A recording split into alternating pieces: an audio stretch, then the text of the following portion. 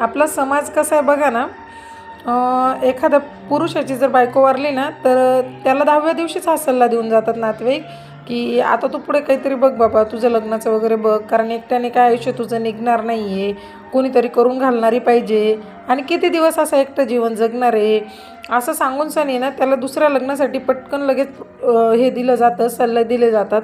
पण त्याच जागी जर समजा एखादी पुरुष वारला आणि ती बाई जर कधी विधवा झाली आणि तिने 12 दिवसामध्ये जर कधी घर परिवार चालवण्यासाठी घराबाहेर निघण्याचा निर्णय घेतला ना, तर आपला समाज पटकन म्हणतो, काय निर्लज्ज बाई हो, 12 दिवसातच घराच्या बाहेर फिरायला लागली, हिला ना नवरा मेलेल्याचं अजिबात दुःख नाही आहे, किती बेशरम असेल ही, हिला का 12 दिवसही घरात बसू वाटलं नाही का.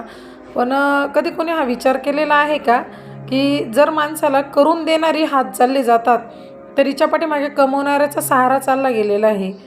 पाठीमागे 2 लेकरं असतील किंवा काही असेल, परिवार असेल, स्वतःचं पोट भरायचं असेल तर तिला कमवणं गरजेचं आहे. पण बाईला ना इतकं खंबीर समजलं जातं, की ती कमवूही शकते आणि परिवार सांभाळूही शकते. त्यामुळे तिला कोणीच असं म्हणत नाही दुसरं लग्न कर, आता तू तुझ्या आयुष्यात पुढे जा, जे झालं ते सगळं जाऊ दे, इथून पुढे नवीन सुरुवात कर.